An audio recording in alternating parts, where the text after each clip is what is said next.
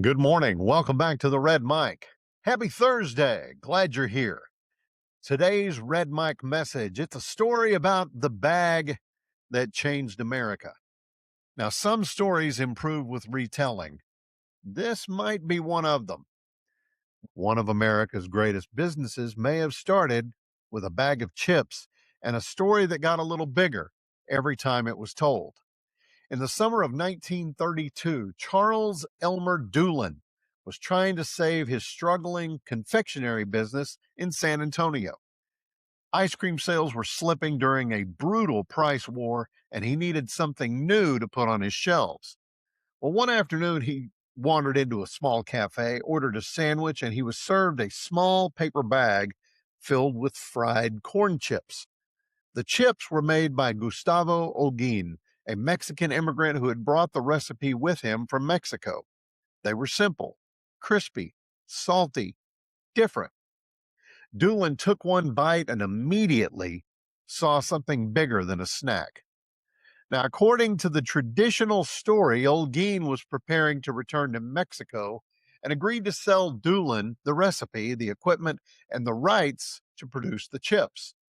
Doolin refined the production process, and his mother worked on the seasoning blend. Together, they created a brand that would become known around the world, Fritos.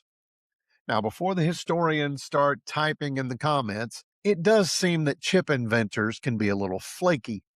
Historians have questioned whether every detail of the Fritos story happened exactly the way it's been told over the decades, and it's possible that Charles Doolin polished his own role in the story as the company grew.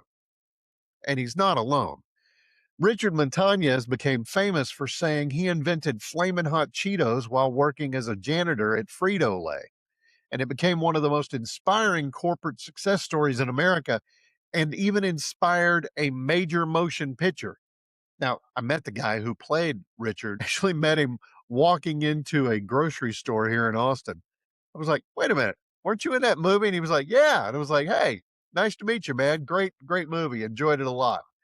Now, all that being said, later reporting and company records suggested that the truth about Mr. Montañez was probably more complicated than actually let on.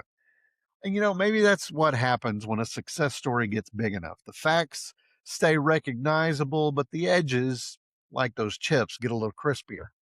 Now, fortunately, the leadership lesson doesn't depend on every detail being perfect.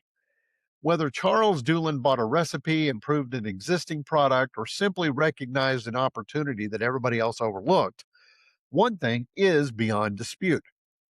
He saw possibility where everybody else just saw a snack. And that leads in today's Red Mic message. This is what you need to take away today. Opportunity rarely introduces itself as opportunity.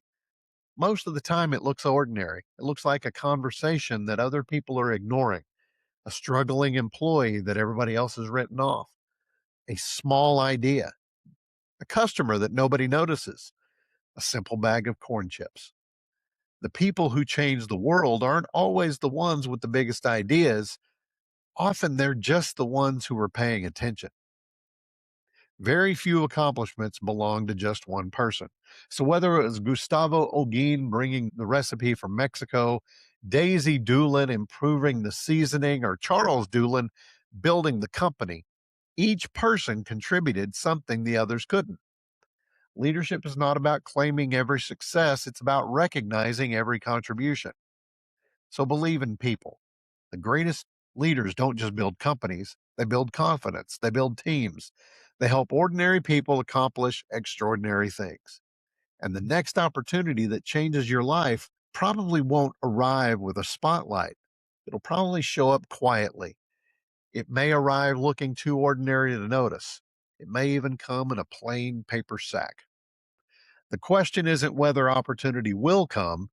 The question is whether you'll recognize it when it does. That's today's Red Mic message. Hope you found it interesting or helpful. I hope you're able to use some of these things in your real life. I appreciate you so very much. Please join me tomorrow. Tomorrow, hashtag Fun Friday. I'm going to be diving into one of my favorite sports movies. Not my favorite one, but one of my favorites. Hashtag Fun Friday is always fun, right? Thanks for being here. I'll see you tomorrow. And until next time, don't forget, as always, life is short. Drink the bourbon. I'll see you.